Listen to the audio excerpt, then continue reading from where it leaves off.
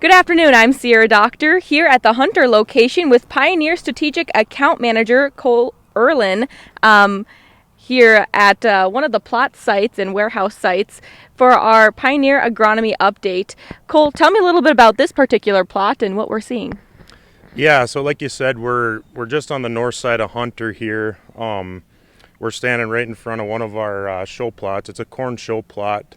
So this plot specifically we're kind of using to kind of show some of our new hybrids. It's pretty small, but it's right next to the warehouse. Easy spot for guys to kind of walk through the growing season and kind of see what some of our newer stuff is looking like. Then you kind of cut right across the tree row here, and we've got another one we put in that's actually full half-mile length. So same stuff in that plot, but more of a full field scale, and kind of take that one to yield and see what it looks like here this fall. As you can see, it's super wet out here. They caught a rain last night up here in Hunter. They got about a 3/4 inch rain, so it's really muddy up here this morning, which is good to see. Some places have been picking up some spotty showers here this spring, and you don't have to get too far away from here and it's pretty dry again. So all in all, this plot looks really good. It went into pretty good seeding conditions. You know, there's been some challenges here this spring as far as that goes, but this stuff up here, it went into real nice conditions. Crop looks good. I pulled some stand counts here this morning, and we're anywhere from that 31 to 34,000, which is kind of right where we want to be. Pulled a plant here, just kind of give an idea about where we're sitting. You know, this corn plant here, we're full V3, just about touching V4 here. So crop's coming along really nicely, and you know, in general, just super happy with how this looks. Seeded, you know, the full scale one over here was seeded right on the 20th, and this one was just a day or two after. So kind of right in that time frame when most of our growers got started seeding.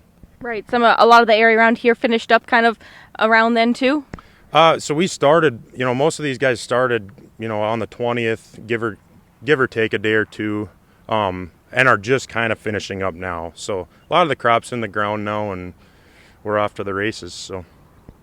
Right, all the hard work's done mostly, so now it's just got to get into the growing season.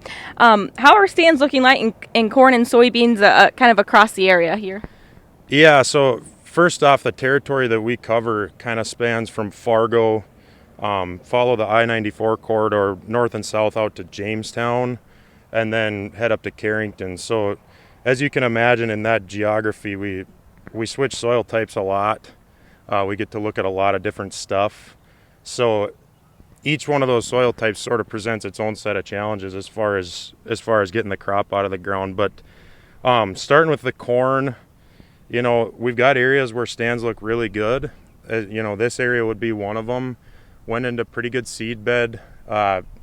Pretty much have a full stand here. But then we had some areas too when you're kind of backed up against the clock as far as getting the crop in the ground. Naturally, your first couple fields are probably going to get worked a little on the wet side. So we've seen some sidewall smearing, which kind of led to poor seed to soil contact. So stands are reduced a little bit there. Kind of had some furrows not getting closed all the way. And then you kind of transition to the later part of our planting window, and you know, we had some seed and some dry dirt, and we did have some crusting issues too. So we've really seen about everything as far as having issues trying to get the crop out of the ground, which is pretty typical for farming up in North Dakota here. But all in all, no disasters as far as stands go. The corn, you know, there's fields where we might be off 3,000 to 5,000 plants, something like that, but nothing that warranted any reseeding. Switch gears to soybeans. You know, all in all, there's a pretty good soybean stand coming too. We did towards the tail end of planting there, we had to push some soybeans a little deeper than we typically would, just to try and get them into moisture.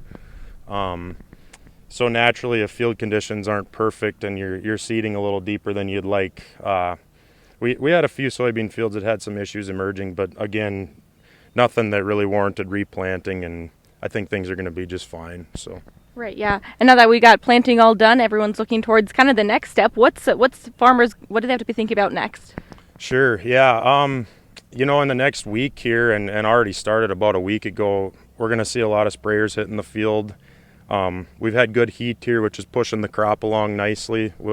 that also brings along weeds that are growing pretty rapidly. So a lot of the small grains have been sprayed already. The corn guys have really been hitting corn hard here the last few days. Just something to keep in mind, I guess, as you're out spraying. We've had super hot weather here for the last week, really, or probably longer than that, week to 10 days. And we've got more heat in the forecast coming up here. So just expect, if you're out spraying and some of that heat, you're probably going to see a little bit of crop response from some of these tank mixes.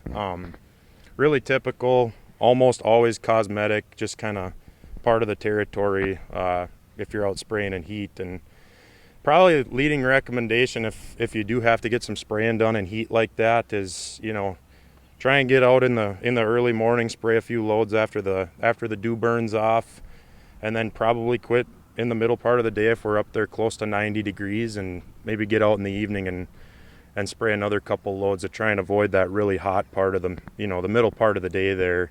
Some of the tank mixes that you're spraying, where oils are recommended as far as an adjuvant package, we can cut back oil rates or pull the oil out of the tank in some cases, and that can really help with crop response too. So something to keep in mind moving forward. Yeah, absolutely. Anything else you wanted to add? I don't think so. I all in all, I think, for the late spring we had, delayed till almost the 20th again for the second year in a row.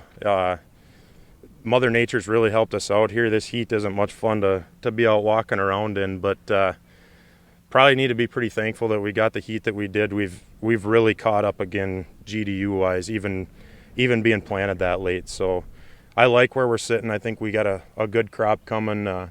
Just hope for timely rains in the near future here. So. Right. Thanks, Cole. That was Pioneer Strategic Account Manager Cole Erlin here with me at the Hunter location for our Pioneer Agronomy update. Reporting agriculture's business, I'm Sierra Doctor here on the Red River Farm Network.